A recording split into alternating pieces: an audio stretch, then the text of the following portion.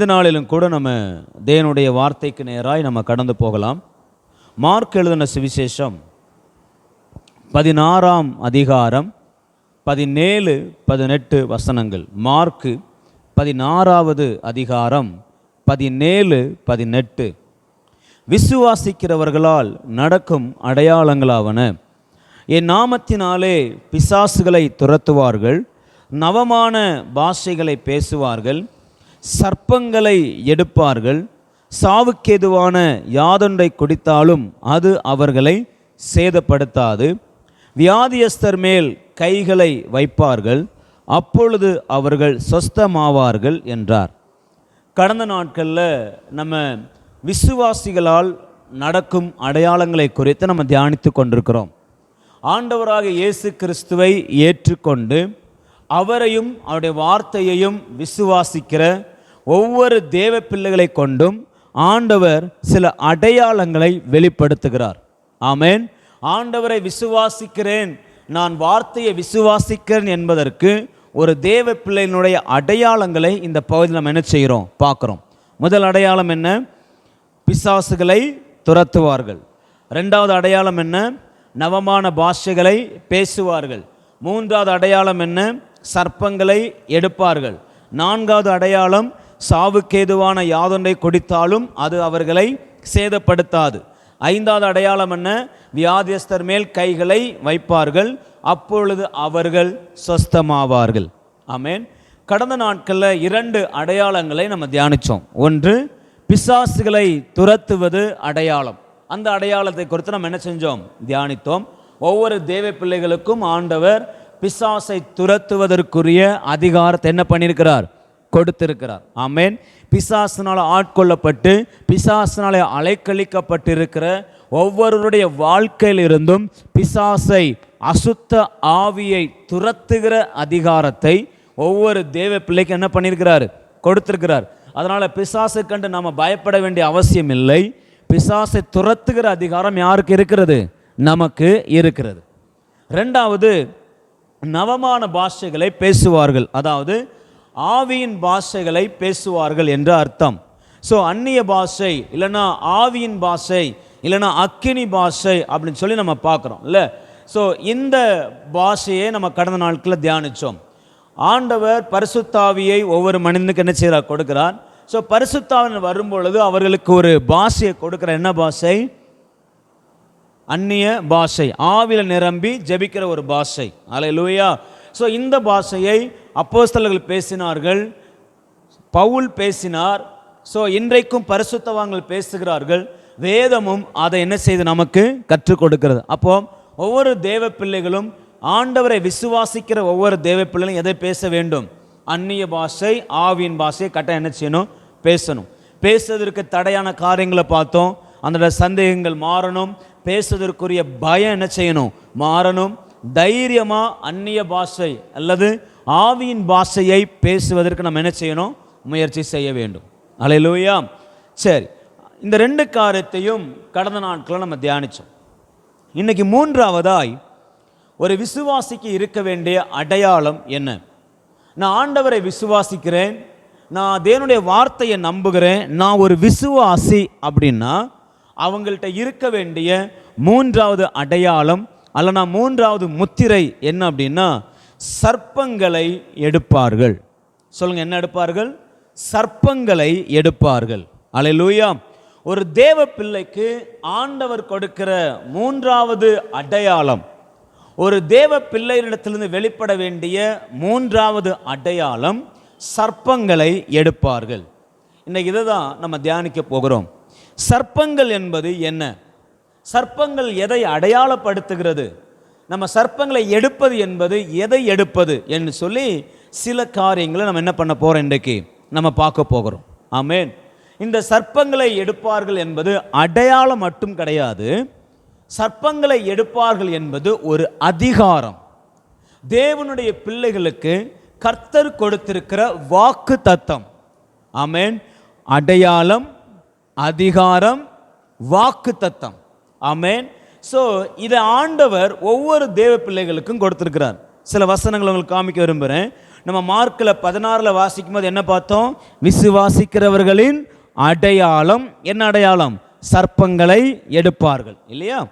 சங்கீதம் 91:13 சிங்கத்தின் மேலும் விரியன் பாம்பின் மேலும் நீ நடந்து பால சிங்கத்தையும் வலு சர்ப்பத்தையும் மிதித்து போடுவாய். இது என்னதுன்னா வாக்கு தத்தம். வலு சர்ப்பத்தை மிதித்து போடுவோம் என்பது நம்முடைய வாக்கு தத்தம். அல்லேலூயா. இரண்டாவது, ஏசாயாவின் புஸ்தகம் 51 அதிகாரம் 9வது வசனம். ஏசாயா 51:9 எலும்பு எலும்பு பெலன்கொள், கர்த்தரின் புயமே முந்தின நாட்களிலும் பூர்வ தலைமுறைகளிலும் எழும்பினபடி எலும்பு, ராகாவை துண்டித்ததும் வலு சர்ப்பத்தை வதைத்ததும் நீதான் அல்லவா. இது என்னன்னா அடையாளம். நம்மளை பார்த்து சொல்ற, நீ எதை வதைச்சிருக்கிற? வலு சர்ப்பத்தை வதைத்தாய். முதல்ல சொன்னாரு மிதித்தாய், ரெண்டாவது வதைச்சிருக்கிற. அப்ப என்ன பண்ணனா, அதை துன்பப்படுத்தி இருக்கிற, அதை அலக்கழிச்சிருக்கிற. எதை? வலு சர்ப்பத்தை நீ வதைச்சிருக்கிறன்னு சொல்கிறார். அப்ப இது நம்முடைய அடையாளம். ஒரு காலகட்டத்தில் நீ யாரா இருந்தேன்னா சர்ப்பத்தை வதைக்கிறவனா இருந்த. ஒரு காலத்தில் நீ யாரா இருந்தேன்னா வலு சர்ப்பத்தை மிதிக்கிறவனா இருந்த. இது நம்முடைய அடையாளமாய் மாறுகிறது. அல்லேலூயா. லூக்கா எழுதின சுவிசேஷம் 10ஆம் அதிகாரம் 19வது வசனம்.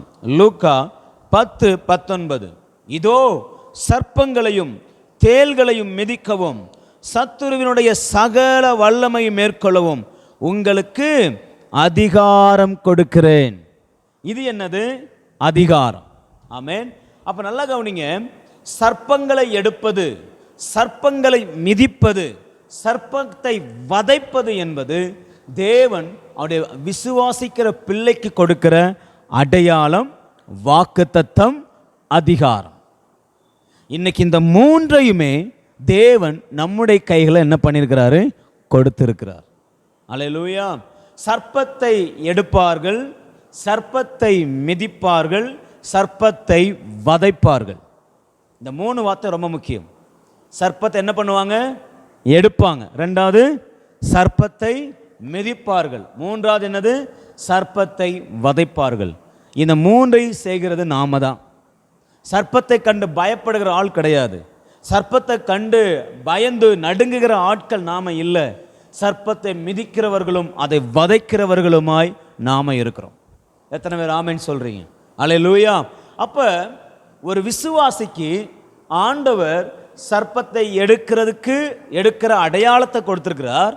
சர்ப்பத்தை துரத்து மிதிப்பதற்கு அதற்கு வாக்குத்தத்தத்தை கொடுத்திருக்கிறார். சர்ப்பத்தை வதைப்பதற்கு அதிகாரத்தை கொடுத்திருக்கிறார். ஆமென். சரி, சர்ப்பத்தை எடுப்பது என்பது என்ன? சர்ப்பத்தை எடுப்பது என்பது என்ன? இந்த எடுப்பது என்கிற வார்த்தைக்கு 2 அர்த்தங்கள் சொல்லலாம். ஒன்று என்னன்னா வெளியே அகற்றுவது, இன்னொன்று தோற்கடிப்பது. சொல்லுங்க. ஒன்று என்ன? வெளியே அகற்றுவது, வெளியே தூக்கி எறிவது. அந்த சர்ப்பத்தை எடுப்பார்கள் அப்படின்னா சர்ப்பத்தை என்ன செஞ்சாங்க? எடுத்து வெளியே வீசுவது. இன்னொன்று சர்ப்பத்தை தோற்கடிப்பது. ஸோ இந்த 2 அர்த்தங்கள் சொல்லப்பட்டிருக்கிறது. அப்போ ஒரு தேவ பிள்ளையினுடைய அடையாளம் என்ன?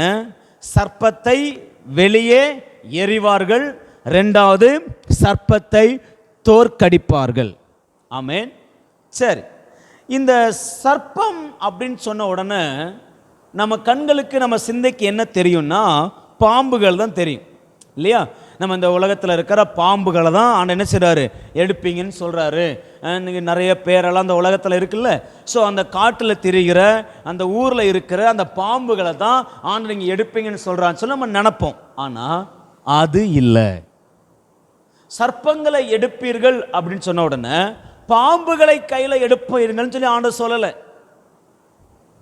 சர்ப்பங்கள் என்பது வேதத்தில் சில காரியங்களை அடையாளப்படுத்துது. அதை நான் உங்களுக்கு முதல்ல சொல்கிறேன்.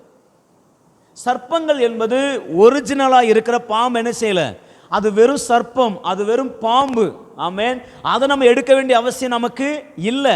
ஆனால் சர்ப்பமாக இருக்கிற சில காரியங்களும் என்ன செய்ய வேண்டியது இருக்கிறது? எடுக்க வேண்டியது இருக்கிறது. அது என்ன? நிறைய நிறைய கிரிகள், அதை உங்களுக்கு நான் காமிக்கிறேன். சரியா? ஃபர்ஸ்ட் ஒன், சர்ப்பம் என்பது புதிய ஏற்பாட்டில் எதை அடையாளம்? இயேசுவே சொன்ன சில காரியங்களை உங்களுக்கு சொல்கிறேன். லூக்கா எழுதின சுவிசேஷம் 10ஆம் அதிகாரம் 19-20 நம்ம வாசித்த வேதப்பதி தான். லூக்கா 10:19-20. இதோ சர்ப்பங்களையும் தேள்களையும் மிதிக்கவும் சத்துருவினுடைய சகல வல்லமையையும் மேற்கொள்ளவும் உங்களுக்கு அதிகாரம் கொடுக்கிறேன், ஒன்றும் உங்களை சேதப்படுத்த மாட்டாது சொல்லிட்டு, ஆகிலும் ஆவிகள் உங்களுக்கு கீழ்ப்படுகிறதற்காக நீங்கள் சந்தோஷப்படாமல் உங்கள் நாமங்கள் பரலோகத்தில் எழுதியிருக்கிறதற்காக என்ன செய்யுங்க? சந்தோஷப்படுங்கள். ஆண்டவர் சொல்றாரு, எப்பா நீங்க சர்ப்பத்தையும் தேள்களையும் மிதிக்கிற உங்களுக்கு என்ன கொடுக்கிறேன்? அதிகாரத்தை கொடுக்கிறேன். அவைகள் ஒன்று உங்களை என்ன பண்ணாது? சேதப்படுத்தாது. ஆகிலும் ஆவிகள் உங்களுக்கு கீழ்ப்படுகிறதற்காக நீங்க என்ன படாதீங்க? சந்தோஷப்படாதீங்க. உங்கள் நாமங்கள் எங்க எழுதப்பட்டிருக்கிறதாம்? பரலோகத்திலே எழுதியிருக்கிறதுக்காக சந்தோஷப்படுங்க. அப்ப இங்க ஆண்டவர் சர்ப்பங்கள் தேள்களை என்ன சொல்றாருன்னா, அவைகள் ஆவிகள். சர்ப்பங்களும் தேள்களும் என்னது? அசுத்த ஆவிகள். இன்னும் உங்களுக்கு நான் விளக்கணும்னா அதுக்கு முந்தின வசனத்துக்கு வாங்க பார்க்கலாம். 17 பின்பு அந்த 70 பேரும் சந்தோஷத்தோட திரும்பி வந்து, ஆண்டவரே உம்முடைய நாமத்தினால பிசாசுகளும் எங்களுக்கு கீழ்ப்படுகிறது என்றார்கள். அவர்களை அவர் நோக்கி, சாத்தான் மின்னலை போல வானத்திலிருந்து விழுகிறதை கண்டேன். 70 பேர் சொல்றாங்க, என்ன சொல்றாங்க? சாத்தானோட பிசாசுகள் எங்களுக்கு என்ன செய்து கீழ்ப்படிதுன்னு சொல்றாங்க. இயேசு என்ன சொல்றாரு? சாத்தான் மின்னலை போல கீழே விழுகிறத கண்டேன்னு சொல்றாங்க. இப்ப என்ன உரையாடல் நடந்துட்டு இருக்குது? பிசாசை குறித்து பேசிட்டு இருக்கிறாங்க, பிசாசனுடைய கிரியைகளை குறித்து பேசிட்டு இருக்கிறாங்க. அப்படி பேசிட்டு இருக்கும் போதுதான் ஆண்டவர் சொல்றாரு, என்ன சொல்றாரு? இதோ மேல இருந்து பிசாசானவன் மின்னலை போல என்ன செய்யறான்? கீழே விழுகிறான்னு சொல்லிட்டு ஆண்டவர் சொல்றாரு, இதோ சர்ப்பங்களையும் தேள்களையும் மிதிக்கவும். அப்ப என்ன அர்த்தம்? சாத்தான் எப்படி செயல்படுவான்? சர்ப்பத்தை போலவும் தேள்களை போலவும் செயல்படுவான். அவனுடைய செயல்களை, அவனுடைய கிரியைகளை மிதிக்கவும், அவனுடைய சகல வல்லமையையும் மேற்கொள்ளவும் உங்களுக்கு என்ன கொடுக்கிறேன்? அப்ப சர்ப்பங்கள் என்பது பிசாசின் ஆவிகளை அடையாளப்படுத்துகிறது. அப்போ ஒரு விசுவாசினுடைய அடையாளம் என்ன? ஒரு விசுவாசி சர்ப்பங்களை எடுப்பான். அப்ப சர்ப்பங்களை எடுப்பான, எதை எடுப்பானா? அசுத்த ஆவியின் கிரியைகளை அவன் எடுப்பான், அசுத்த ஆவியின் வல்லமைகளை அவன் எடுப்பான். என்ன அர்த்தம்? தூக்கி வெளியே எறிவான், இன்னொன்னு தோற்கடிப்பான். ஆமென். இதுதான் ஆண்டவர் ஒரு தேவ பிள்ளைக்கு கொடுத்திருக்கிற அடையாளம். ஒவ்வொரு தேவ பிள்ளைக்கும் இந்த இடத்துல நீ நல்லா ஜெபிக்கிறவன் சொல்லல, நீ நல்லா வேதம் வாசிக்கிறவன் சொல்லல, நல்லா உபவாசிக்கிறவன் சொல்லல, நீ இயேசுவை விசுவாசிச்சால், நீ தேவனுடைய வார்த்தையை விசுவாசிச்சால், விசுவாசிக்கிறவர்களால் நடக்கும் அடையாளம் இல்ல. அப்ப நீங்க இயேசுவை விசுவாசிச்சீங்கன்னா, அவருடைய வார்த்தையை விசுவாசிச்சீங்கன்னா, ஆண்டவர் உங்களை கொண்டு சர்ப்பங்களை எடுக்க வைப்பார். அப்ப இது அர்த்தம் என்னன்னா, அப்ப இது எதை அடையாளப்படும் சொன்னார்? ஆவிகள் இல்ல. இன்னைக்கு நிறைய குடும்பங்கள்ல, நிறைய மனிதனுடைய வாழ்க்கையில சர்ப்பமானது தந்திரமாய் செயல்பட்டு கொண்டிருக்கிறது. அசுத்த ஆவிகள் அவங்களுடைய வாழ்க்கையில ஆழத்துல கிடக்குது. அவங்க வாழ்க்கையினுடைய, அவங்க குடும்பத்தில், அவங்களுடைய வேலையில், அவங்களுடைய பிள்ளைங்க வாழ்க்கையில் ஆழத்தில் கிடக்குது.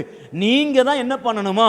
ஆழத்தில் கிடக்கிற அந்த பிசாசின் இருளை நீங்கள் என்ன செய்யணும்? வெளியே எடுத்து எரியணும், அவனை தோக்கடிக்கணும். இது ஒரு தேவ பிள்ளைக்கு கர்த்தர் கொடுக்கிற அடையாளம். ஆமென். இன்னொரு வசனத்தை நம்ம வாசிக்கலாம். வெளிப்படுத்தின விசேஷம் 12ஆம் அதிகாரம் 9வது வசனம். வெளிப்படுத்தின விசேஷம் 12:9. உலகம் அனைத்தையும் மோசம் போக்குகிற பிசாசு என்றும் சாத்தான் என்றும் சொல்லப்பட்ட பழைய பாம்பாகிய பெரிய வலு சர்ப்பம் தள்ளப்பட்டது. அப்ப இங்க பழைய பாம்பு வலு சர்ப்பம் என்பது எதை அடையாளப்படுத்துது? சாத்தானையும் பிசாசையும் அதாவது சாத்தான் பிசாஸ் எல்லாம் ஒரே நேம் தான், ஒவ்வொருத்தரும் ஒரு மாதிரி சொல்லிக்குவாங்க. அடையாளப்படுத்துகிறது, சாத்தானை அடையாளப்படுத்துது. ஆமேன். அப்போ இது விளங்கி இருக்குன்னு நினைக்கிறேன். அப்போ சர்ப்பங்கள் சொன்ன உடனே ரோட்டில் போகிற அந்த பாம்பை அடித்தேன் இந்த பாம்பை அடித்தேன் அப்படி கிடையாது. சர்ப்பங்கள் என்பது ஆவிகளை, பிசாசனுடைய ஆவிகளை அடையாளப்படுத்துது. தந்திரமாய் செயல்படுகிற ஆவிகளை அடையாளப்படுத்துது. உங்களுக்கு பின்னாடி நான் இன்னும் காமிக்கிறேன். ஆமேன். அது பிசாசை அடையாளப்படுத்துகிற ஒரு காரியமாக இருக்கிறது. ஆமேன். அப்போ சர்ப்பங்களை எடுப்பார்கள் அப்படின்னா பிசாசின் இல்லைனா ஆவிகளை, அசுத்த ஆவிகளை வெளியே எடுத்து எறிவார்கள், அதை தோற்கடிப்பார்கள். சர்ப்பங்களை எடுப்பார்கள்னா பிசாசை தோற்கடிப்பார்கள், பிசாசை வெளியே எறிவார்கள். இதுதான் அதனுடைய அர்த்தம். ஆமென். எத்தனை பேர் பிசாசை தோற்கடிக்க ரெடியா இருக்கீங்க? அவர் ஆல்ரெடி என்ன பண்ணிட்டாரு? சிலுவையில் நசுக்கிட்டார். இப்போ நம்ம இப்போ நசுக்க வேண்டிய அவசியம்லாம் இல்லை, எதிர்த்து நிற்கணும், அவ்வளோதான். இன்னைக்கு எதிர்த்து நிற்கவே நமக்கு என்னவா இருக்கு? சிரமமாக இருக்கு இல்லை? எதிர்த்து நிற்கவே பயமாக இருக்கு. பாம்பு வருதுனால எல்லாரும் அலறி அடிச்சு என்ன செய்கிறோம்? ஓடுறோம். ஆனால் அதை ஈஸியாக என்ன பண்ணலாம்? அடிக்கலாம். ஈஸியாக என்ன பண்ணலாம்? கொல்லலாம். ஆமீன். கடந்த நாட்களில் ஒரு தெரிஞ்ச நம்ம விசுவாசியுடைய வீட்டில் ஒரு பாம்பு அடித்தாங்க. ஒரு பெரிய பாம்பு, நல்ல பாம்பு அடித்தாங்க. அடிச்சுட்டு முடிச்சுட்டு ஒன்று அதை கொன்னாச்சு. கொன்னவுடனே ஒரு சின்ன பொண்ணு, அங்கே வீட்டில் இருக்கிற சின்ன பொண்ணு அதை என்ன பண்ணிச்சான், அது அந்த பொண்ணோட ஹைட்டாக இருக்குது பாம்பு. அந்த பொண்ணை இப்படி பிடிச்சி தூக்கி பிடிக்குது, அவ்வளோ ஹைட்டாக இருக்குது. அது தைரியமாக என்ன பண்ணுச்சுன்னா அந்த வாழை பிடிச்சி தூக்கி நிற்கிது. அப்போ நான் யோசித்து பார்த்தேன், இதே மாதிரி தான் ஆண்டவர் பாம்பு என்ன பண்ணிட்டாரு? அடித்து காய போட்டாச்சு, அதை கொன்னாச்சு. இப்போ நம்ம என்ன பண்ணணும்? அடிக்கப்பட்டதை கொன்னதை கையில் என்ன பண்ணணும்? வாழை பிடிச்சி தூக்கணும், அவ்வளோதான். இன்னைக்கு அதை தூக்குறதுக்கே நமக்கு, நானும் மனையும் சொல்லிட்டு இருந்தேன், ஒய்ஃப் சொல்லிட்டு இருந்தாங்க, எவ்வளவு தைரியம் அந்த பிள்ளைக்கு. சின்ன பொண்ணு பயமே இல்லாமல் அந்த பாம்பு, அந்த விஷம் நிறைஞ்ச பாம்பு சும்மா தூக்கி நிற்கிது. இன்னைக்கு அந்த பிள்ளைகள் நீங்களானமா தான் இருக்கணும். ஆமேன். அடிச்சு போட்ட பாம்பு கிட்டே போகிறதுக்கு எத்தனை பேர் பயப்படுறோம்? தலையை நசுக்கியாச்சு. அந்த எவ்வளவு தலை நசுக்கணுமோ எல்லாத்தையும் தலையை நசுக்கிட்டாங்க. அது தைரியமாக பிடிச்சி நிற்கிது. இன்னைக்கு சிலுவையில் இயேசு தலையை நசுக்கிட்டார். எத்தனை பேர் வாழை பிடிக்க ரெடியாக இருக்கும்? தலையை பிடிக்க வேணாம், தலை நசுங்கி போய் கிடக்கு, கண்ணு வெளியெல்லாம் பிதுங்கி போய் கிடக்குது. அதால் பேசவும் முடியாது, ஒன்றும் பண்ண முடியாது. ஷோ மட்டும்தான் இன்னைக்கு பிசாசு காட்டிட்டு இருக்கிறான். அந்த ஷோவுக்காகவே நம்ம என்ன பண்ணிட்டு இருக்கிறாங்க விசுவாசிகள், பயம். ஆனால் நீங்களும் நானும் அதை பிடிச்சி தலையில் என்ன பண்ணணும்? தொங்க போடுற மாதிரி நிற்கணும். ஆண்டு அந்த அதிகாரத்தை இன்னைக்கு உங்களுக்கு எனக்கு என்ன பண்ணியிருக்கிறாரு? கொடுத்துருக்கிறார். அல்லேலூயா. எத்தனை பேர் விசுவாசிக்கிறீங்க? அப்போ சர்ப்பங்களை எடுப்பார்கள் இல்லை? இந்த சர்ப்பத்தை குறித்து வேதத்தில் நிறைய விதவிதமாக சொல்லப்பட்டிருக்கு. சில முக்கியமான காரியங்களை மட்டும் நான் உங்களுக்கு சொல்கிறேன், நீங்கள் நோட் பண்ணிக்கோங்க, சரியா? இதை டீட்டெயிலாக நான் போகல, சில ஆதி ஆமத்திலிருந்து கண்டினியூவாக நான் சில விஷயங்களை மட்டும் நான் உங்களுக்கு சொல்கிறேன். முதலாவது, ஏதேன் தோட்டத்தில் சர்ப்பம் என்ன செய்தது? செயல்படுது. யார் மூலமாக? பிசாசு மூலமாக. பிசாசானவன் சர்ப்பத்தின் மூலமாக என்ன பண்ணா? செயல்பட்டான் இல்லையா? தந்திரமாய் அவர்களை வஞ்சித்தான். இது முதல்ல நடந்த சம்பவம். ஆதியாகமம் 3ஆம் அதிகாரத்தில் நம்ம பார்க்குறோம். ரெண்டாவது சர்ப்பத்தை குறித்து நம்ம எங்கே பார்க்குறோன்னா யாத்ராகமம் 4ஆம் அதிகாரத்தில் பார்க்குறோம். மோசேனுடைய கோலை ஆண்டவர் எப்படி மாற்றினார்? சர்ப்பமாக மாற்றினார் இல்லை? சர்ப்பமாக மாற்றி அந்த சர்ப்பத்தை கொண்டு போய் எங்கே வச்சு? எகிப்தில் இருக்கிற எல்லா சர்ப்பத்தையும் கர்த்தர் விழுங்கினார். ஆமென். ஒன்றுக்கொன்று தொடர்பு உண்டு. அதை கர்த்தர் சித்தமான அடுத்த வாரம் உங்களுக்கு என்ன செய்கிறேன்? காண்பீர். ஒன்றுக்கொன்று தொடர்பு இருக்கிறது. மூன்றாவது, வெண்கல சர்ப்பத்தை மோசே என்ன பண்ணான்? உருவாக்கினான். என்னாகம புஸ்தகம் 21ஆம் அதிகாரம் 8லிருந்து 9 வரைக்கும் நீங்கள் அதை பார்க்கலாம். வெண்கல சர்ப்பம் என்ன செய்யப்பட்டது? உருவாக்கப்பட்டது.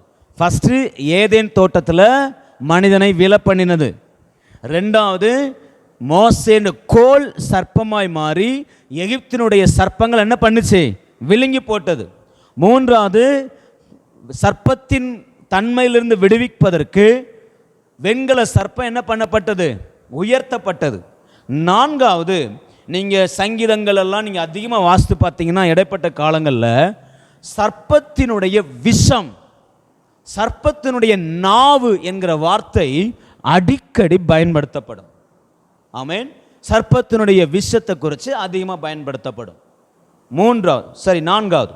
ஐந்தாவது, விஷம் மட்டும் கிடையாது, வலு சர்ப்பத்தின் தாபரம், வீடு அப்படின்னு சொல்லி ஏசாயா தீர்க்க தரிசன புஸ்தகங்களில் அதிகமாய் இந்த சர்ப்பத்தினுடைய வீட்டை குறித்து, அது வாழுகிற ஸ்தலத்தை குறித்து அதிகமாய் பேசப்படும். ஆமென். இது ஐந்தாவது. ஆறாவது, நம்ம பார்க்கும் பொழுது இயேசுவானவர் சர்ப்பமாய், வெண்கல சர்ப்பத்தை அடையாளமாய் சிலுவையில் உயர்த்தப்பட்டார். அது யோவான் எழுதின சுவிசேஷம் 3ஆம் அதிகாரம் 14ஆவது வசனத்தில் இருக்கு. இந்த சர்ப்பத்தின் விஷம்னு சொன்னேன்ல, அதுக்கு ரெஃபரன்ஸு சங்கீதம் 58:4. சங்கீதம் 58:4. நிறைய வசனங்கள் உண்டு, ஒன்று மட்டும் சொல்லியிருக்கிறேன். வலு சர்ப்பத்தின் வீடு தாபரம் என்பதற்கு ஏசாயா 34:13. ஏசாயா 34:13.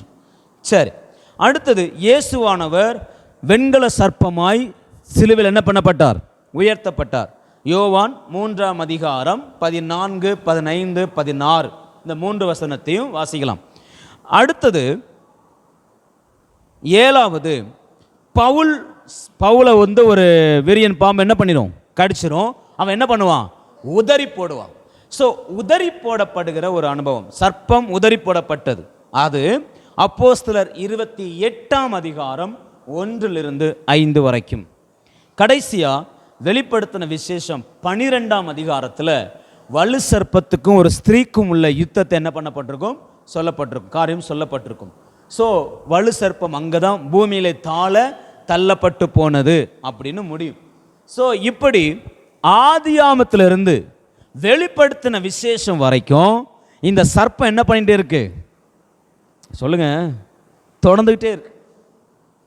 ஆதியாகமம் முதல் வெளிப்படுத்தின விசேஷம் வரைக்கும் மட்டும் இல்லை, இன்னைக்கு வரைக்கும் பிசாசானவன் சர்ப்பத்தை போல செயல்பட்டு கொண்டே இருக்கிறான். ஆனால் அவன் எவ்வளவு செயல்பட்டாலும் ஆதியில ஆதாம் விழுந்தது போல நீங்களும் நானும் விழ வேண்டிய அவசியம் இல்லை. ஏன்னா வெண்கல சர்ப்பமாகிய இயேசு சிலுவையில் அறையப்பட்டு சர்ப்பமாய் அவர் உயர்த்தப்பட்டு எல்லா விஷங்களையும் அவர் முறித்து சாத்தானை, சர்ப்பத்தை சிலுவையில் வென்று அவர் நமக்கு ஜெயத்தை கொடுத்திருக்கிறார். அல்லேலூயா. ஸோ அதனால இன்றைக்கு நம்முடைய அடையாளம் என்ன? இயேசு எப்படி சர்ப்பத்தை ஜெயிச்சாரோ அதே போல நீங்களும் நானும் சர்ப்பத்தை ஜெயிக்க முடியும். இயேசு எப்படி சர்ப்பத்தை எடுத்தாரோ அதே போல நீங்களும் நானும் சர்ப்பத்தை எடுக்க முடியும். ஆமென். சரி, இதுதான் ஆதியாமத்திலிருந்து வெளிப்படுத்தின விசேஷம் வரைக்கும் சர்ப்பத்தை குறித்து சொல்லப்பட்ட காரியங்கள். அல்லேலூயா. சரி, சர்ப்பத்தை எடுக்க வேண்டும். இன்னொரு காரியத்தை உங்களுக்கு சொல்லிடுறேன். இந்த சர்ப்பம் என்பது, சர்ப்பத்தை குறித்து ஒரு எளிதான ஒரு வார்த்தை சொல்லணும்னா அது தந்திரம் உள்ளது. என்ன உள்ளது? தந்திரமானது. இல்லை, சர்ப்பம்னால என்னதான் சொல்லுவோம்? தந்திரம். முதல் ஆதியாகமம் புஸ்தகம் 3ஆம் அதிகாரம் முதல் வசனத்தை எடுங்க பார்க்கலாம். ஆதியாகமம் 3:1. தேவனாகிய கர்த்தர் உண்டாக்கின சகல காட்டு ஜீவன்களை பார்க்கிலும் சர்ப்பமானது தந்திரம் உள்ளதாய் இருந்தது. ஆமென். அப்ப எல்லா மிருகங்களை பார்க்கல எது தந்திரம் உள்ளது? சர்ப்பம். பிசாசு எதை பயன்படுத்தி கொள்ளுகிறான் அப்படின்னா தந்திரமாய் செயல்படுகிற சர்ப்பத்தை அவன் பயன்படுத்தி கொள்ளுகிறான்.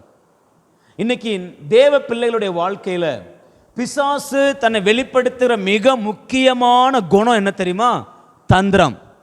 ஏன்னா உங்களை டைரக்டா தாக்க முடியாது, உங்களை டைரக்டா யுத்தம் பண்ண முடியாது, டைரக்டா பட்டயத்தை எடுத்து உங்களை வெட்ட முடியாது, டைரக்டா உங்களை விழ பண்ண முடியாது, டைரக்டா உங்களை ஜெயிக்க முடியாது. அவனுக்கு நல்லாவே தெரியும்.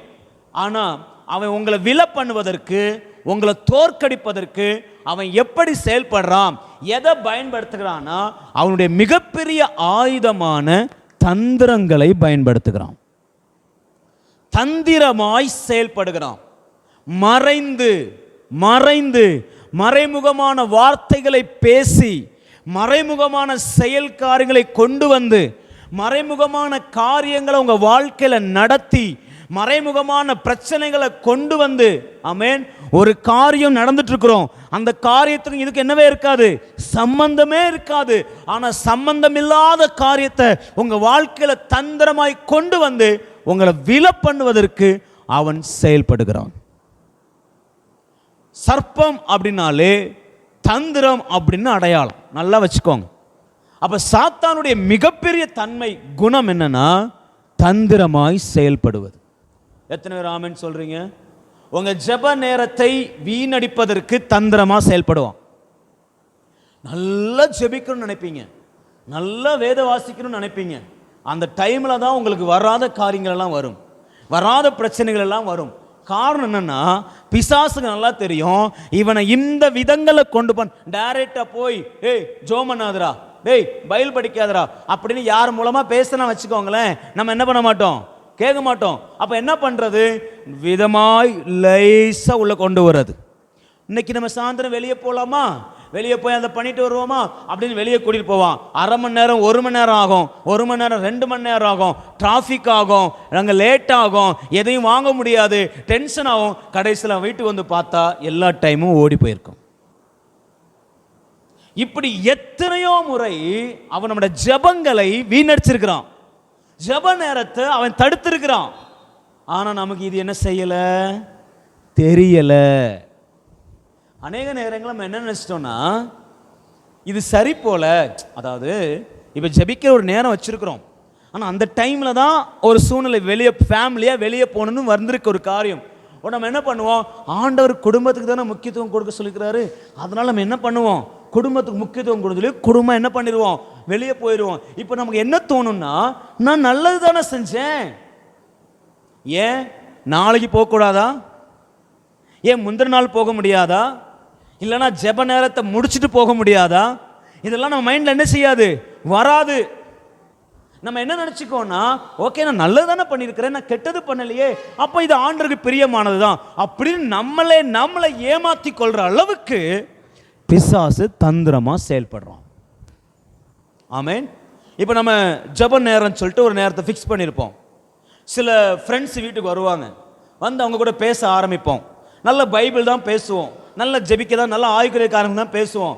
ஆனால் நான் ஃபிக்ஸ் பண்ணது எதுக்கு, என் தனிப்பட்ட ஜெபத்துக்கு.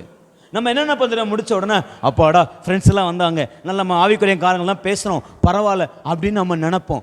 ஆனால் எது ஸ்டாப் ஆயிடுச்சு, உங்கள் தனிப்பட்ட ஜெபம்.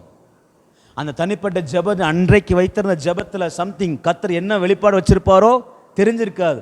ஆனால் பிசாசு தந்திரமா என்ன பண்ணான், செயல்பட்டான். இன்னைக்கு இப்படி நிறைய நேரங்களில் நிறைய நாட்களை நாம் ஏமாந்துட்டோம். அவன் தந்திரமா நம்மளை ஏமாத்திட்டான், தந்திரமா நம்ம ஜெப நேரத்தை திருடிட்டான், தந்திரமா நம்ம செய்கிற ஊழியங்களை திருடிட்டான், தந்திரமா குடும்ப சமாதானத்தை திருடிட்டான், தந்திரமா வேதம் வாசிக்கிற நேரத்தை திருடிட்டான், தந்திரமா சபைக்கு போற நேரத்தை திருடிட்டான், தந்திரமாய் நன்மை செய்கிறத திருடிட்டான். இப்படி எத்தனையோ விஷயங்களை நம்முடைய வாழ்க்கையில தந்திரமாய் தந்திரமாய் தந்திரமாய் அவன் செய்து கொண்டிருக்கிறான். ஆமென்.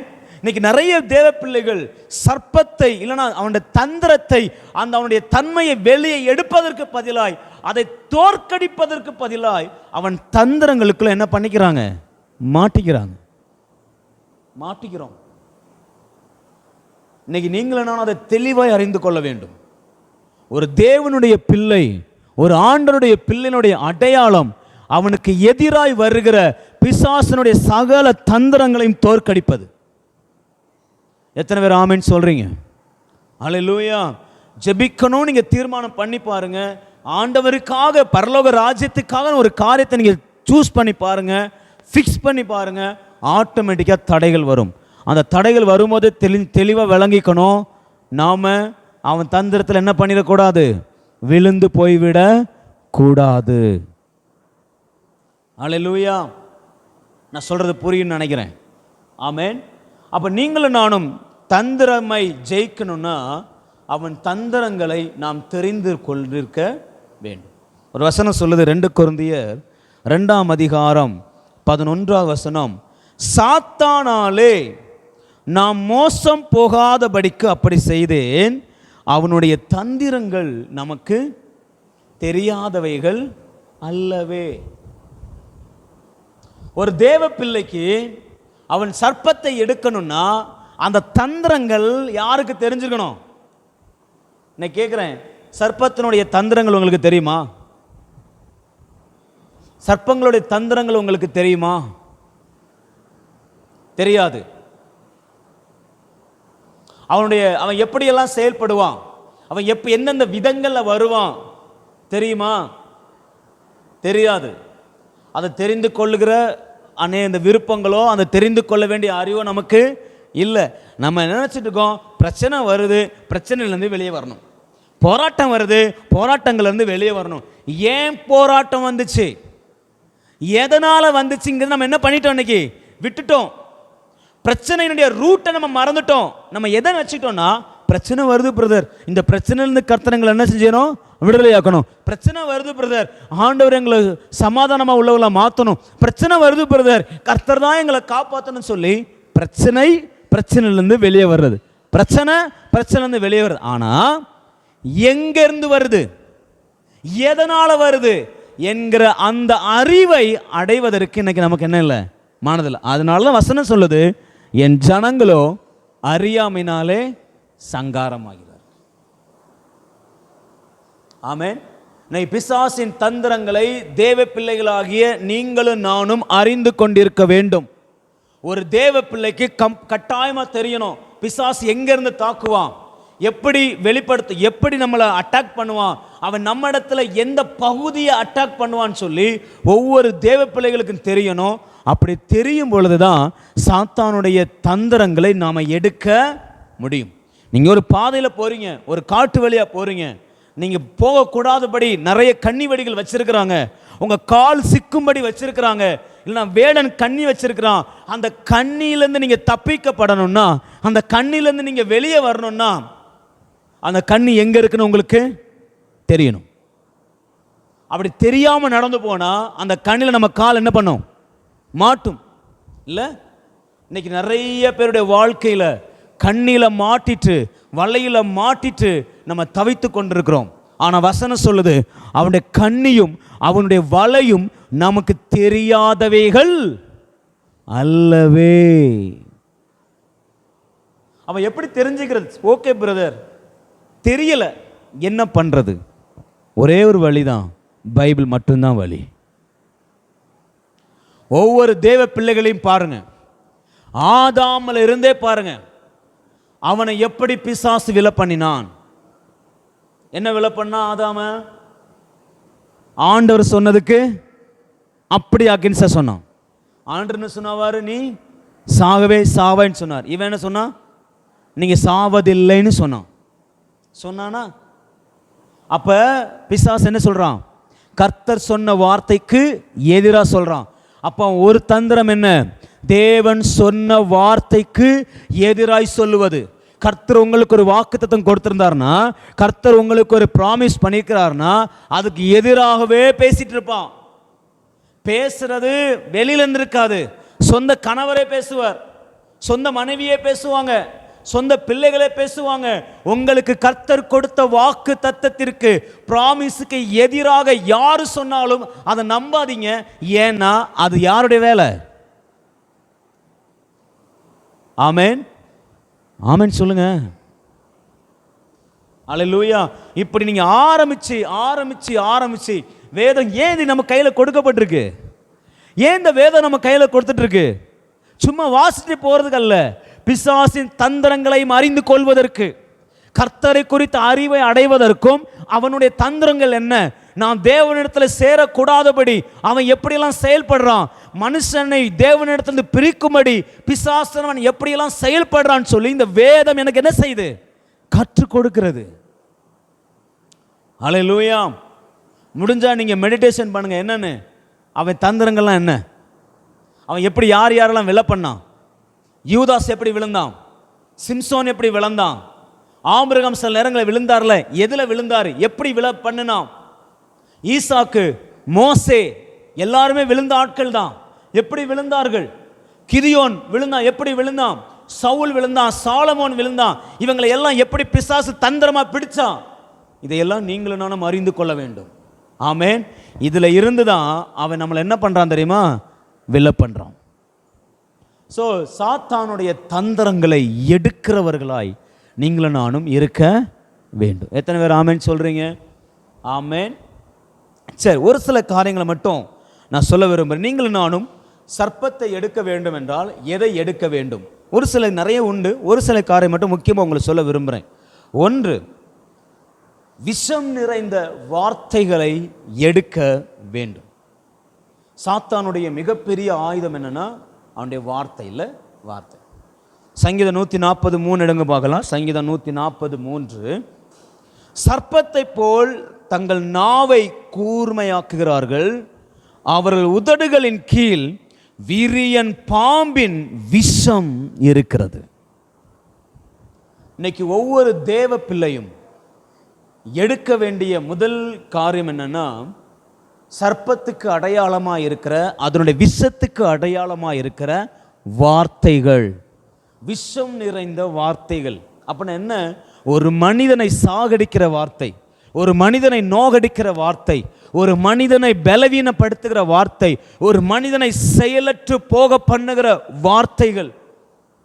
அதை நீங்க எடுக்கிறவர்களா இருக்கணும், கொடுக்கிறவர்களா இருக்கக்கூடாது. ஒரு விசுவாசனுடைய அடையாளம் என்ன? அவன் சர்ப்பத்தை எடுக்கிறவனா இருப்பான். அப்படின்னு அர்த்தம் என்ன அர்த்தம்? சர்ப்பத்தின் விஷத்தை எடுக்கிறவனா இருப்பான், சர்ப்பத்தின் விஷத்தை கொடுக்கிறவனாக இருக்க மாட்டான். அப்படின்னா என்ன பிரதர்? என் நாவிலிருந்து, என் வாயிலிருந்து ஒரு நாளும் ஒரு மனுஷனையும் காயப்படுத்துகிற வார்த்தைகள் புறப்படக்கூடாது. தாவீது அழகா சொல்றான், அவங்க என் இருதயத்தை உடைச்சாங்க, என் இருதயத்தை நோக பண்ணாங்க. எப்படி தெரியுமா? விஷம், சர்ப்பத்தின் விரியன் பாம்பின் விஷம் இருக்குல்ல, அதுக்கு ஒப்பான வார்த்தைகள்னால. அப்ப நீங்களும் நானும் பேசுகிற வார்த்தை ஒரு மனிதனை காயப்படுத்துமானால் அது என்னது? என்ன விஷம்? விரியன் பாம்பின் விஷம். அப்ப அது யார் நாவில் இருக்கு? அந்த விரியன் பாம்பின் விஷயம் யார் நாவில் இருக்கு? என் நாவில் இருக்கு. அப்ப என் நாவில் இருந்தா நான் யாருடைய ஆளா இருப்பேன்? சிம்பிளா சொல்ல போனா விரியன் பாம்பாவே இருப்பேன். விரியன் பாம்பு வாயில தானே விஷம் இருக்கு, அதுதானே மற்றவங்களை சாகடிக்குது. அப்ப என் வார்த்தை ஒரு மனிதனை சாகடிச்சுச்சுன்னா, தாவீது சொல்றாரு, அது விரியன் பாம்பின் விஷமா இருக்குது. அப்ப அந்த மனுஷன் எப்படி இருக்கிறான்? விஷம் நிறைஞ்ச பாம்பா இருக்கிறான். ஆனா தெளிவா சொல்ல, ஒரு விசுவாசி விஷம் நிறைந்த பாம்பாக அல்ல, விஷத்தை எடுக்கிற சர்ப்பமாக வேணா இருக்கலாம். இயேசுவன சிலுவையில் அப்படின்னு தொங்கினாரு, வெண்கல சர்ப்பமா இயேசு தொங்கினார். எதுக்கு தெரியுமா? உலகத்தில் இருக்கிற எல்லா சர்ப்பத்தின் விஷத்தையும் முறிப்பதற்கு அவர் சிலுவையில் தொங்கினார். இன்னைக்கு நீங்களும் நானும் விஷத்தை கொடுக்கிறவர்கள் அல்ல, விஷத்தை சொல்லுங்க. நிறைய பேர் நிறைய விதமாய் கக்குன விஷத்தை நம்ம வெளியே எடுக்கணும். நீங்க போய் பேசுற ஒரு வார்த்தை அந்த விஷத்தை முறிக்கணும். இன்னும் சொல்ல போனா அந்த விஷத்தை முறிக்கிற மருந்து யார் தெரியுமா? நீங்களும் நானும். ஒரு விசுவாசி விஷத்தை முறிக்கிற மருந்தா இருக்கணும். அது எப்பேற்பட்ட விஷம் நிறைஞ்ச வார்த்தையா இருக்கலாம், எப்பேற்பட்ட காயப்பட்டு கிடக்கலாம், எப்படி உடைக்கப்பட்டிருக்கலாம். இன்னைக்கு நிறைய வாலிப பிள்ளைங்க உடைக்கப்பட்டு கிடக்கிறாங்க. காரணம் இல்லாம அவங்களால மற்றவர்களால் ஏளனம் பண்ணப்பட்டு, நகைக்கப்பட்டு, சிரிக்கப்பட்டு, கேலி பண்ணப்பட்டு, அவமானப்படுத்தப்பட்டு, தங்க வாழ்க்கையில எழும்ப கூடாதபடி நிறைய நேரங்களை ஸ்ட்ரகிளுக்குள்ள மாட்டி உடைஞ்சு போய் கிடக்கிறாங்க. அப்படிப்பட்ட உடைஞ்சு போய் கிடக்கிறவங்களுடைய விஷத்தை முறிக்கிறதுக்கு நீங்களும் நானும் தேவை. விசுவாசிகளுடைய அடையாளம் விஷத்தை எடுப்பார்கள், சர்ப்பத்தை எடுப்பார்கள். ஆமென். அப்போ தேவ பிள்ளைகள் யார் சொன்னாலும் சொன்ன எம்மா எக்கா அந்த அக்காட்ட பேசினாலே ஒரு ஆறுதல் கிடைக்குது. நான் எவ்வளவு உடஞ்சி போயிருந்தாலும் எவ்வளவு சோர்ந்து போயிருந்தாலும் அவங்க சொல்கிற ஒரு வார்த்தை என் வாழ்க்கையை அப்படியே என்ன பண்ணிடுது. ஆமென். அந்த வார்த்தை என்ன பண்ண தெரியுமா, அந்த விஷம் எந்த அளவுக்கு பரவி இருந்தாலும் அந்த விஷத்தை அப்படியே என்ன பண்ணிடும், அவிச்சு போட்டு வெளியே எடுத்துரும். அது ரத்தத்தோடு கலந்திருந்தாலும் சரி, அவங்க இருதயத்தோடு இருதயமாக கலங்கி அதை ஒர்க் பண்ணாமல் விடாமல் அதை அப்படியே ஸ்டாப் பண்ணி வச்சிருந்து அதை முடமாக்கி வச்சிருந்தாலும் சரி, நீங்கள் பேசுகிற ஒரு வார்த்தை அவங்கள ரிலீஸ் பண்ணிடும், அவங்கள விடுதலை ஆக்கிவிடும். அல்லேலூயா. அப்போ ஒரு விசுவாசி சர்ப்பத்தை எடுப்பான் அப்படின்னா விஷம் நிறைஞ்ச வார்த்தைகளை அவன் என்ன செய்வான், எடுப்பான். இன்னொரு வசனம் சொல்லுது, வாசிக்கலாம்.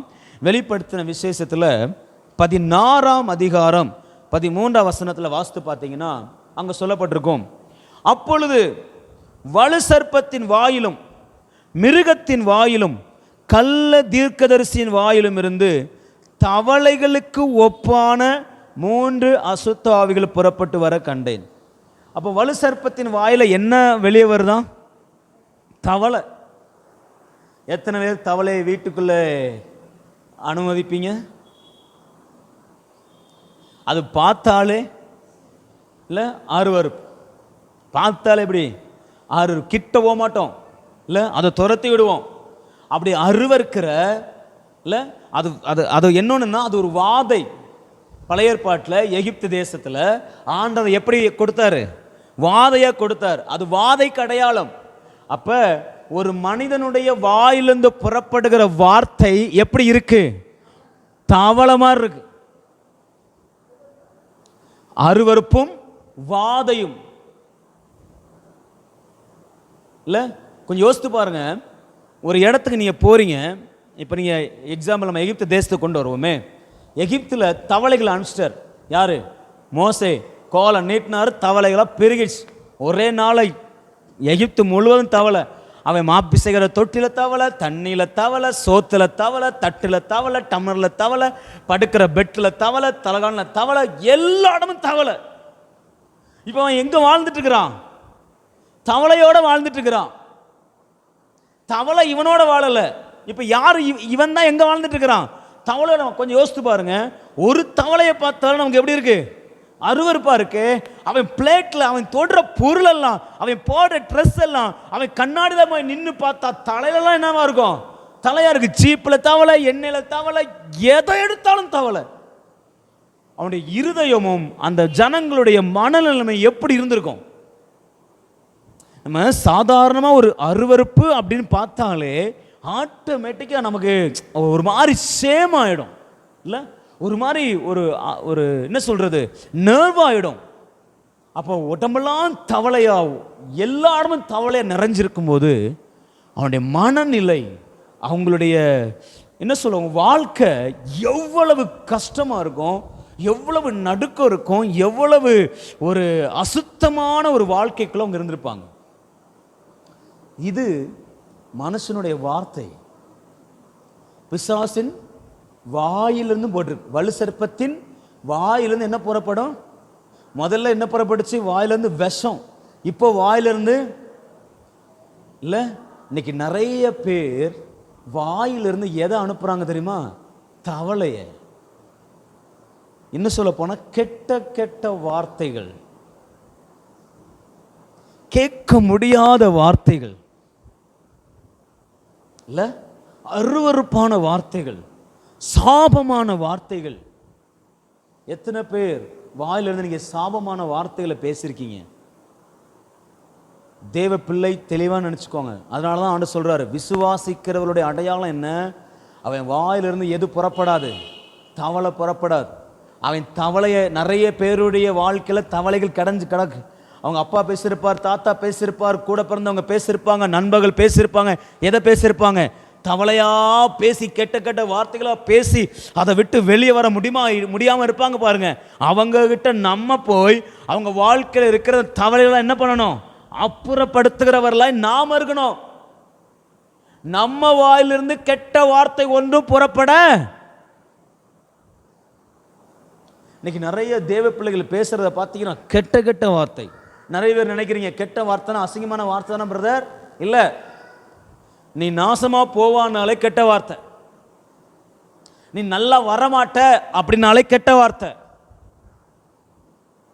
ஆமாவா இல்லையா? இன்னும் எழுதா சொல்லணும்னா, நன்மைக்கு எதிராய் சொல்லப்படுகிற எல்லா வார்த்தையுமே கெட்ட வார்த்தைகள். ஆமென். அவங்க அவ்வளோதான், அவங்க முடிஞ்சு, அவங்களாம் வந்துட மாட்டாங்க, அவங்களுக்கு தேவைதான், அந்த அவங்களாம் ரட்சிக்கவே பட மாட்டான், கெட்ட வார்த்தை. அவங்களுக்கெல்லாம் சமாதானமே கிடைக்காது, அவங்களுக்கெல்லாம் வேலையே கிடைக்காது, அவங்க செஞ்சதுக்கு இது தேவைதான், கெட்ட வார்த்தை. நம்ம வாயிலிருந்து ஜீவனை தவிர பேசுகிற எல்லா வார்த்தையும் என்னதான்? அவிசுவாசமான வார்த்தைகள் எல்லாமே என்ன வார்த்தை தான்? கெட்ட வார்த்தைகள். அது என்ன பண்ணும்னா நிறைய பேரை உடைக்கும், நிறைய பேருடைய வாழ்க்கையில் அவிசுவாசத்தை உண்டு பண்ணும். அப்ப தேவனுடைய பிள்ளை, தேவனை விசுவாசிக்கிற ஒரு பிள்ளை இந்த தவளையை பேசாம, இந்த கெட்ட வார்த்தைகளை பேசாம, அவிசுவாசமான வார்த்தைகளை பேசாம, பேசப்பட்டு அப்படிப்பட்ட நிறைஞ்சி கிடக்கிறாங்க பாருங்க, அவங்க வாழ்க்கையிலிருந்து அந்த கெட்ட வார்த்தைகளை அப்புறப்படுத்துகிறவர்களாய், தவளைகளை அப்புறப்படுத்துகிறவர்களாய், இல்லை அவங்க வாழ்க்கையில் அவிசுவாசமான வார்த்தைகளை அப்புறப்படுத்துகிறவர்களாய் நீங்களும் நானும் செயல்பட வேண்டும். நம்ம சர்ப்பத்தை எடுப்பவர்கள், சர்ப்பத்தை கொடுப்பவர்கள் அல்ல. தவளைகளை அகற்றுபவர்கள், தவளையை கொடுப்பவர்கள். நம்ம வாயிலிருந்து தவளை புறப்படுதா? சனியன்னு சொல்லுவோம் சில டைம், நானே சில டைம் பேசுவேன். அது என்ன வார்த்தை? தவளை தான். முட்டாள், முட்டாள் சொல்லுவோம், அது என்ன வார்த்தை தான்? சொல்லுங்க. உங்களுக்கு இந்த வார்த்தையினுடைய வேல்யூ என்னன்னு காமிக்கவா? மத்தேயு சுவிசேஷத்தில் மலைப்பிரசங்கத்தை பண்ணிட்டு இருக்கும்போது ஒரு சம்பவத்தை சொல்லுவார். சகோதரனை மூடனே என்று சொல்லுகிறவன் எரி நரகத்துக்கு பாத்திரவானா இருக்கிறான். என்ன சொல்றவன்? மூடன். என்ன? முட்டாள். ஒன்றும் தெரியாதரா உனக்கு, நீ எல்லாம் முட்டாள், நீ எல்லாம் லூசு, நீ எல்லாம் அறிவில்லாதாள் அப்படி சொல்றாங்கல்ல, அவங்களாம் எதுக்கு எதுவா இருக்கிறாங்களா? நான் சொல்லுங்க, வேதம் தான் சொல்லுது. அப்ப நம்ம வாயிலிருந்து என்ன வார்த்தையை புறப்படக்கூடாது? முட்டாளுங்கிற வார்த்தையை புறப்படக்கூடாது. ஆனா அதை விட பயங்கரமான வார்த்தைகள் நம்ம வாழ்க்கை என்ன செய்யுது? புறப்படுது. நம்மளுக்கு என்ன சொல்றது? அப்ப நம்ம எல்லாம் எதுக்கு ஏதுவா இருப்போம்? யோசித்து பாருங்க. பிரதர், நான் பிள்ளைகளை தான் பிரதர் பேசினேன், சகோதரனையே பேசக்கூடாதுன்னு சொன்னார்னா பிள்ளைக்கு ஏமாத்திரம். பிரதர், நான் என் கணவரை தான் பிரதர் அப்படி திட்டுவேன், என் மனைவி, சகோதரனே சொல்லிட்டாரு. மனைவியானவர் ஒரே மாம்சமா இருக்கிறா, பிள்ளைகள் ஒரே மாம்சமா இருக்கிறாங்க. பிள்ளைகள் ஒலிவ மர கன்றுன்னு பைபிள் சொல்லுது, மனைவியானவள் திராட்சை செடின்னு பைபிள் சொல்லுது. நீங்க திராட்சை செடியை பார்த்து என்ன சொல்றீங்க? அறிவில்லாதவள் சொல்றோம். ஒலிவ மர கன்றை பார்த்து முட்டாள்றோம். அப்ப வார்த்தைக்கு எதிராக தானே பேசுறோம். ஒரு நாளும் நம்ம வார்த்தைக்கு எதிராய் பேசுகிறவர்களா இருக்க கூடாது. எத்தனை பேர் ஆமென் சொல்றீங்க? அல்லேலூயா. அப்ப நீங்கள் நானும் சர்ப்பத்தை எடுப்பவர்கள். சர்ப்பத்தை, இதுதான் சர்ப்பங்க, இதுதான் சர்ப்பத்தினுடைய தந்திரம், இதுதான் வேலை. அவன் நம்மளை எப்படி வேலை பார்க்க வைப்பானோ, அவன் பிள்ளையை நீயே முட்டாள்னு சொல்லு, எப்படி நீயே ஒன்றும் தெரியாதுன்னு சொல்லு, அப்படி சொல்லி சொல்லி சொல்லியே பிள்ளைங்க எப்படி இருப்பாங்க? என் பிள்ளைக்கு ஒன்றுமே தெரிய மாட்டேங்குது பிரதர். நீங்கள் உங்கள் பிள்ளை என்னென்னு சொன்னீங்க? நான் அடிக்கடி முட்டாள்னு சொல்லுவேன். அப்போ உங்கள் வார்த்தையின் மடியே தான் பிள்ளை இருக்கும். நீங்கள் என்ன நினைக்கிறீங்களோ அது மாதிரி தானே பிள்ளை வரும். நீங்கள் நினைக்கிறது ஒன்று, கிடைக்கிறது ஒன்று நினைச்சா எப்படி நடக்கும்? அதனால் தேவ பிள்ளைகள், விசுவாசிக்கிற பிள்ளைகள் இப்படிப்பட்ட சர்ப்பமான வார்த்தைகள் என்ன செய்யக்கூடாது? பேசக்கூடாது. அல்லேலூயா. சரி, இதுக்கே ஓடி போய் பாருங்க டைம். சரி, இந்த 2 கருத்து வேகமாக பண்ணி சொல்லி முடிச்சிடுறேன். இந்த சர்ப்பத்தை எடுப்பார்கள் அப்படின்னு சொல்லும்போது ஆண்டவர் புதிய ஏற்பாட்டில் சொல்கிறார் இல்லையா? புதிய ஏற்பாட்டில் சீசரில் பார்த்து சொல்கிறார், விசுவாசிக்கிறவங்களாம் இந்த சர்ப்பத்தை எடுப்பாங்கப்பான்னு சொல்லி. அன்றைய நாட்களில், இயேசுவின் நாட்களில் சர்ப்பத்துக்கு அடையாளமாய் சில பேர் பேசப்பட்டார்கள். யார் தெரியுமா? வாசிங்க பார்க்கலாம். மத்தேயு எழுதின சுவிசேஷம் 23வது அதிகாரம் 33வது வசனம். சர்ப்பங்களே, விரியன் பாம்பு குட்டிகளே, நரகாக்கினைக்கு எப்படி தப்பித்துக் கொள்வீர்கள்? என்ன சொல்றாரு? சர்ப்பங்களே, விரியன் பாம்பு குட்டிகளே சொல்லிட்டு யாரை சொல்றாரு அப்படின்னா 27ஆம் வசனத்துக்கு போங்க. மேல 27ஆம் வசனத்துக்கு போனீங்கன்னா, மாயக்காரராகிய வேத பாரகரே, பரிசேயரே உங்களுக்கு ஐயோ. யாரை குறித்து சொல்றாருன்னா, அந்த நாட்களில் இருந்த வேத பாரகனையும் பரிசேயனையும் குறித்து சொல்றார். வேத பாரகன் யார் தெரியுமா? வேதத்தை நன்காய் கற்று தேர்ந்தவன். ஆமென். வேதத்தை எல்லாம் எழுதின அவங்க கைப்பட என்ன பண்ணுவாங்க? எழுதின ஆட்கள், பெயர்த்து எழுதினவங்க. அவங்களுக்கு வேதம் நல்லா தெரியும், நியாயப்பிரமாணம் நல்லா தெரியும். இரவும் பகலும் கையும் பைபிளுமாவே இருப்பாங்க. அவங்க தான் வேத பாரகர்கள். என்ன டவுட்னாலும் அவங்கள்ட்ட கேட்கலாம். அவங்கள பார்த்து கர்த்தர் சொல்றாரு, நீ சர்ப்பம் அப்படின்றாரு. பரிசேயனை பார்த்து சொல்றாரு. இந்த பரிசேயன் யார் அப்படின்னா, நீதியில் வாழ்கிற ஆட்கள். வேதபாரகன் நியாயப்பிரமாணத்தில் வாழ்ற, கற்றுக்கொள்றவன், கற்றுக்கொண்டு போதிக்கிற ஆளு. இவன் என்ன ஆளுனா, அதை கடைப்பிடிச்சிட்டு நான் நீதிமான், நான் அதை செய்கிறேன், நான் நியாயப்பிரமாணம் எல்லாவற்றையும் சரியாய் கடைபிடிக்கிறேன், நான் ஓய்வு நாளை கடைபிடிக்கிறேன், நான் ஓய்வு நாளை தவறு செய்வதில்லை, யாரையும் வஞ்சிப்பதில்லை, நான் தசமபாகம் சரியாய் கொடுக்கிறேன், நான் தேவாலயத்துக்கு சரியாய் வருகிறேன் சொல்லி தான் செஞ்சதை குறித்து நீதியாய் நினைத்து கொண்டு வாழ்கிறாள். அதனால மற்றவங்களை எப்படி பண்ணுவான்? குற்றவாளியை தீர்ப்பான். நான் தான் பரிசுத்தவான், நீலாம் யாரு? குற்றவாளி. இதுதான் ஜெபாலயத்தில் நடந்துச்சு. பரிசேயன் ஆலயத்துக்குள்ள வந்து, ஆண்டவரே அந்த ஆயக்காரனை போலல்லன்னா, அது வரைக்கும் சொன்னது கூட கரெக்டு. நான் தசமாவும் கொடுக்கிறேன், ஜீரகம் கொடுக்கிறேன், வந்தயம் கொடுக்கிறேன், ஆண்டவரே என்ன ப்ளஸ் பண்ணுங்க, அது கூட தப்பு தான், சரி சொல்லிட்டு போன்னு விட்டுறலாம். ஆனா வாசல்ல நிக்கிற ஆயக்காரனை பார்த்து சொல்றான், அவனை போலல்ல.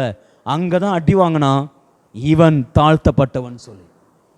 இப்படிப்பட்ட மனிதர்களை பார்த்தா கத்த சொல்றாரு, சர்ப்பங்களும் விரியன் பாம்பு குட்டிகளும். இந்த வேத பாரகனை ஏன் சொல்றாரு அப்படின்னா, சத்தியத்துக்கு அவன் அறிஞ்சது, நியாயப்பிரமாணத்தை அறிஞ்சது உண்மை, ஆனா அத்தனையுமே சத்தியத்துக்கு எதிராய், வார்த்தைக்கு எதிராய், வார்த்தைக்கு எதிராய் போதிக்கிறது, வார்த்தைக்கு எதிராய் சொல்லிக் கொடுக்கிறது, வார்த்தையை புரட்டுறது. இந்த வேலையைத்தான் அன்றைக்கு வேத பாரகர்கள் பார்த்தாங்க. அவன் எவ்வளோ படிச்சிருந்தாலும் அது அவனுக்கு பிரயோஜனம் இல்லாமல் போயிடுச்சு. ஸோ ஜனங்களை தவறான சத்தியத்திற்குள்ள நடத்துறதுனால, தவறாய் அவனை வழி நடத்துறதுனால ஆண்டவர் அவனை பார்த்து சர்ப்பம்னு சொன்னார். இன்னைக்கு இப்படிப்பட்ட சர்ப்பத்தின் காரியங்கள் நம்முடைய வாழ்க்கையில் இருக்குமானால் அதை எடுத்து போட வேண்டும். சத்தியத்துக்கு எதிராய், சத்தியத்துக்கு மாறாய், சத்தியம் சொல்லுறதை விட்டுட்டு அதுக்கு எதிராக நம்ம செயல்படுகிற காரியங்கள். எக்ஸாம்பிள், வேதம் சொல்லுது நேசிக்க வேண்டும். நேசிக்கணும் அப்படின்னு பைபிள் சொல்லுச்சுன்னா எல்லாருமே நேசிக்கணும். இல்லை இவங்களை மட்டும் தான் நேசிப்பேன், இவங்களை நேசிக்க மாட்டேன்னு சொன்னா நான் சத்தியத்துக்கு எதிராக செயல்படுறேன். அப்போ வேதபாரகன் அதே நிலைமை தான். பரிசேயன் தன்னை நீதியா பார்த்துட்டு மற்றவங்களை குற்றவாளியை பார்த்தான். அப்படிப்பட்டவங்களை கத்த சொல்ல விரியன் பாம்பு குட்டின்ற. இவர்கள் தான் சர்ப்பங்கள். இவர்களுடைய குணங்கள் எதுவும் நம்முடைய வாழ்க்கைக்குள்ள வரக்கூடாது. அதை என்ன பண்ணிரு? எடுத்துரு. விசுவாசிக்கிறவர்கள் இந்த சர்ப்பங்களை என்ன பண்ணிடுவாங்க? எடுத்துருவாங்க. சத்தியத்துக்கு எதிராய் நடக்கிற சர்ப்பத்தை எடுத்துருவாங்க. தான் நீதிமான், மற்றவங்கெல்லாம் பாவிகள்னு நினைக்கிற அந்த பெருமை இருக்குல்ல, அகந்தை இருக்குல்ல, அதை என்ன பண்ணிடுவாங்க? எடுத்துருவாங்க. ஆமென். மூணாவது கடைசியா 2 கொரிந்தியர் 11:3. 2 கொரிந்தியர் 11:3. ஆகிலும் சர்ப்பமானது தன்னுடைய தந்திரத்தினாலே ஏவாளை வஞ்சித்தது போல உங்கள் மனதும் கிறிஸ்துவை பற்றிய உண்மையினின்று விலகும்படி கெடுக்கப்படுமோவென்று பயந்திருக்கிறேன். மூன்றாவது நீங்கள் எடுக்க வேண்டிய சர்ப்பம் என்னன்னா, கிறிஸ்துவின் உண்மையை விட்டு விலக பண்ணுகிற காரியங்கள். கிறிஸ்துவை விட்டு விலக பண்ணுகிற காரியங்கள், கிறிஸ்துவை குறித்த உண்மையான சத்தியங்களை நம்ம வாழ்க்கையில் கெடுக்கிற காரியங்கள். எல்லாம் என்ன செய்யணும்? வெளியே போகணும். இன்றைக்கி ஒரு கூட்டம், நிறைய தவறான உபதேசங்கள் நிறைய வந்துடுச்சு. அதில் ஒன்று பழைய ஏற்பாடே தேவையில்லைங்கிற ஒரு குரூப் இருக்குது. இன்னும் சில பேர் நியூ டெஸ்டமெண்ட்டே தேவையில்லை, புதிய ஏற்பாடுனா காஸ்பல் இருக்குல்ல, அது இயேசு வந்து முடிச்சிட்டார், அதனால் அது தேவையில்லை, நமக்கு எது மட்டும் தான் தேவை, நிருபங்கள் மட்டும்தான் தேவைன்னு சொல்கிற ஒரு கூட்டம் இருக்குது. இதெல்லாம் கள்ள உபதேசம், ஜாக்கிரதையாக இருங்க. ஆமேன். இன்னும் சபைக்கு எதிராய் ஜெபம் தேவையில்லை, வேத வாசிப்பு தேவையில்லை, நீ எதுக்கு நீ முழங்கால் போட்டு ஜெபம் பண்ற, நீ எதுக்கு உபவாசம் இருக்கிற அப்படின்னு சொல்லி நிறைய பேர் உபவாசம் இருக்கிறத குறித்து நீ நிறைய பேர் பேசுகிறாங்க. இயேசு உபவாசம் வந்து முடிச்சிட்டார். இயேசு என்னைக்காச்சும் நான் முடிச்சிட்டேன் சொன்னார்? அவர் உபவாசம் தேவையில்லாத அவரே உபவாசம் இருந்தார்னா நீங்களும் கட்டாயம் என்ன செய்யணும்? உபவாசம் இருந்து ஜெபிக்கணும். ஆமேன். அவர் நமக்கு ஒரு முன்மாதிரியை காமிச்சிட்டு போனார். இப்படிலாம் ஜெபிடா, இரவெல்லாம் உட்கார்ந்து ஜெபி. நிறைய இரவெல்லாம் ஜெபிக்காதீங்க, அப்படி ஒரு குரூப் இருக்கு. முழங்கால் போடாதீங்க, அப்படி ஒரு குரூப் இருக்கு. ஆமேன். நான் தெளிவாக ஒரு காரியத்தை சொல்லுவேன், தேவையில்லாமல் அழாதீங்க. சிலருடைய மைண்ட் என்னன்னா, உபவாசம் இருந்தா தான் கர்த்தர் கொடுப்பார், முழங்கால் போட்டா தான் கர்த்தர் கொடுப்பார், அப்புறம் முழு இரவு இருந்தா தான் செய்வார். அது இல்லை, அது தவறு, அது தவறு.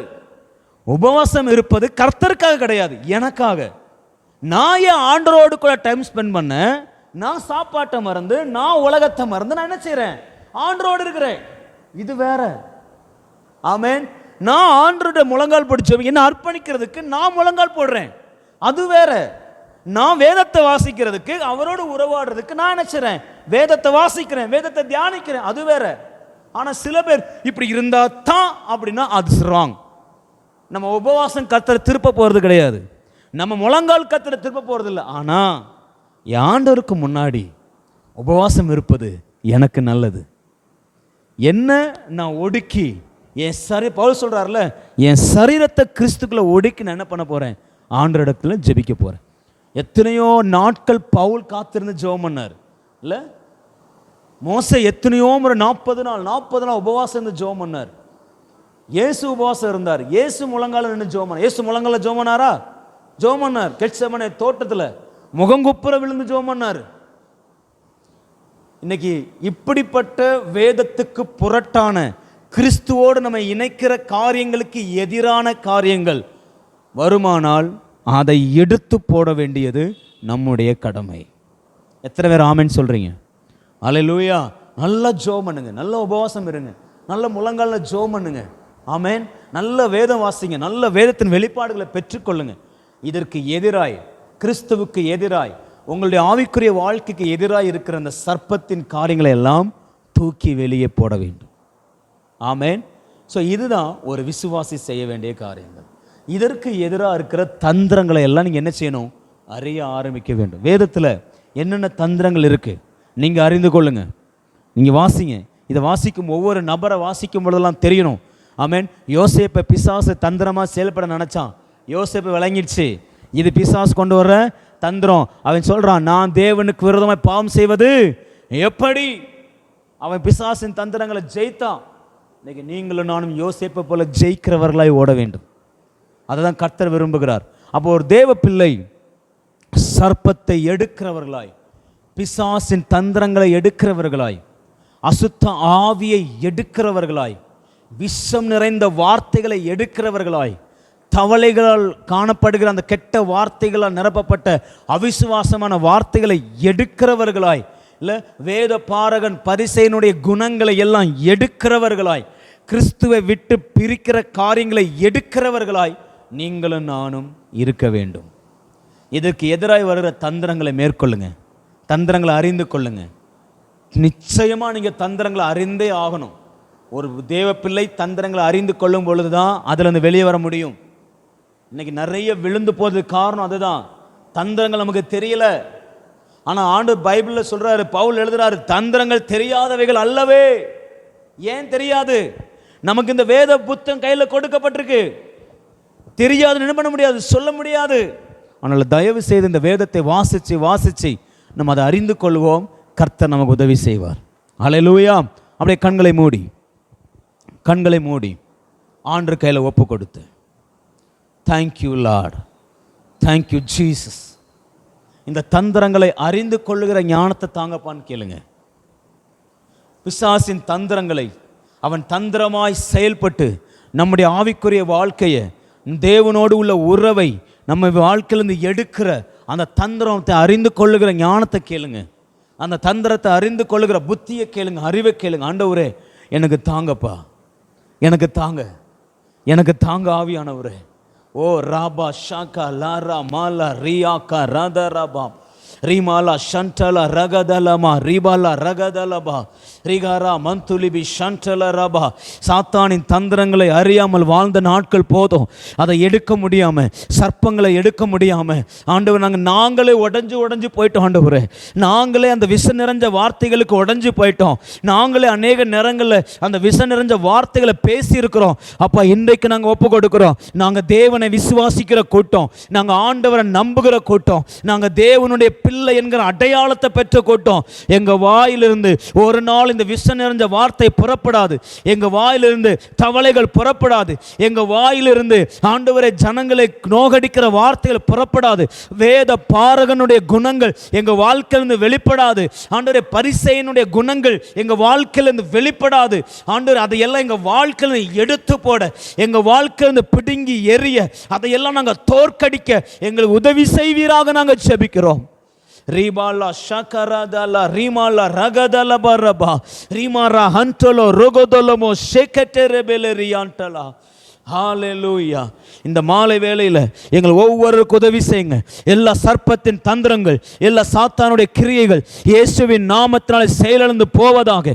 ஆண்டவரே இந்த வார்த்தையை கேட்டுக்கொண்டிருக்கிற ஒவ்வொரு தேவ பிள்ளைகளுக்காக நான் ஜெபிக்கிறேன். இயேசுவின் நாமத்தினால இவங்க வாழ்க்கையில் ஆண்டவரே இவங்க எழும்ப கூடாதபடி, தேவனுக்காக எழும்ப கூடாதபடி, ஜெபிக்க கூடாதபடி, வேதத்தை தியானிக்க கூடாதபடி, வேதத்தின் ரகசியங்களை அறிய கூடாதபடி, உம்மளோடு கூட நெருங்க கூடாதபடி ஆண்டவரை சத்துருவானன் கொண்டு வருகிற எல்லா தந்திரங்கள், சர்ப்பத்தின் தந்திரங்கள் இயேசுவின் நாமத்தினாலே செயலிழந்து போவதாக. அவிசுவாசமான வார்த்தைகள் செயலிழந்து போவார்களாக. ஆண்டவரே யாராவது இந்த விஷ நிறைஞ்ச வார்த்தைகளினால ஆண்டவரை காயப்பட்டு கிடப்பாங்கன்னா இயேசுவின் நாமத்தினாலே இப்பொழுது விஷங்கள் முறிக்கப்படுவதாக நான் ஜெபிக்கிறேன். விஷங்கள் முறிக்கப்படுவதாக. இயேசுவின் நாமத்தில் ஒரு விடுதலை உண்டாகட்டும். இந்த சாத்தானின் கிரியைகளிலிருந்து விடுதலை உண்டாகட்டும். இயேசுவின் நாமத்தினால விடுதலை உண்டாவதாக. அப்படி பேசுகிற நபர்கள் வாழ்க்கையிலிருந்து இவங்களை விடுவீங்க ஆண்டவரே. அதை எதிர்த்து நிற்க, அந்த வார்த்தைகளை அழிப்பதற்குரிய பலனை கர்த்தர் கட்டளையிடுவீராக நாங்கள் ஜெபிக்கிறோம். சில பேருடைய வாழ்க்கையில் அனுதினமும் அப்படிப்பட்ட நபர்களை சந்திக்கிறாங்க. அனுதினமும் அவர்களோடு கூட வாழ்கிறவங்களா கூட இருக்கலாம். பிரதர், என் குடும்பத்தில் என் கூட இருக்கிறவங்களே இந்த விஷ நிறைஞ்ச வார்த்தைகளை என் மேலே கக்கிட்டே இருக்கிறாங்க. என்னால் அதை பொறுத்துக்கொள்ள முடியல. அநேக நேரங்களில் உடைந்து போகிறேன்.